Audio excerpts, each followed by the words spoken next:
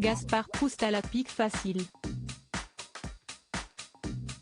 Et ce mardi 30 mai, c'est Ségolène Royal qui en a fait les frais. Dans la chronique de l'humoriste sur Europe 1, l'ancienne ministre de l'écologie s'est prêtée au jeu de l'acteur slovéno-suisse. Peut-être n'aurait-elle pas dû ? L'échange a commencé quand Dimitri Pavlenko, l'animateur de la matinale, a posé la question suivante: « Et vous, Gaspard Proust, vous connaissiez Ségolène Royal ?» L'intéressé, dans un premier temps, s'est amusé de la situation et a plaisanté en présentant des luttes politiques communes avec un groupe d'extrême droite. Bien sûr. Comme tous les gens des médias et de la politique, on a milité ensemble à l'Action française, enfin non pardon, c'était au GUD, je crois. Avant de se rattraper avec un non, je déconne. Puis, le chroniqueur a poussé une réflexion sur l'impact de son segment radio, le faisant résonner avec les propos tenus récemment par le président de la République quant à la décivilisation.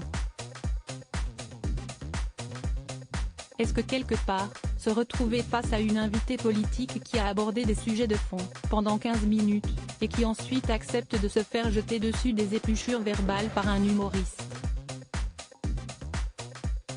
Est-ce que quelque part, Proust, tu ne participes pas à une forme de décivilisation toi aussi? Mais la remise en question a été de courte durée pour le chroniqueur, qui s'est ensuite attaqué de plus belle à l'ancienne candidate à la présidentielle. Je pense qu'elle apporte le démenti le plus cinglant à la phrase du président sur le « il n'y a qu'à traverser la rue pour trouver un job », a-t-il avancé face à l'ancienne épouse de François Hollande.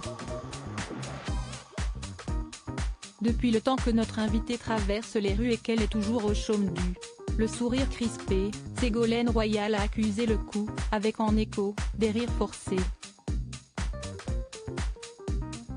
Supérieur à l'évolution de Ségolène Royal. Ségolène Royal est-elle au chômage? Remerciée en janvier 2020 de son poste d'ambassadrice chargée de la négociation internationale pour les pôles arctiques et antarctiques, Ségolène Royal peine à trouver une nouvelle occupation. Déjà, dans sa dernière mission, l'ancienne candidate à la présidentielle semblait trouver le temps longtemps elle manquait d'objectifs définis. Par conséquent, elle s'employait à donner toutes sortes de conseils à d'autres ministres, qu'ils le veuillent ou non, comme l'a rapporté Le Point. Ambassadrice chargée des pôles sud et nord n'est visiblement pas un job à plein temps si je ne juge par le temps qu'elle consacre à s'occuper de politique, avait ironisé Nicolas Hulot en privé. À sa décharge, j'imagine qu'il est très difficile d'avoir été ministre et de ne plus l'être. En attente de son prochain challenge, Ségolène Royal semble savourer les petits plaisirs de la vie et s'invite à Monaco pour pique-niquer avec la famille royale. Rien que ça. Article écrit en collaboration avec 6 médias Crédit Photo, capture d'écran de la chronique de Gaspard Proust sur Europe 1, le 30 mai 2023.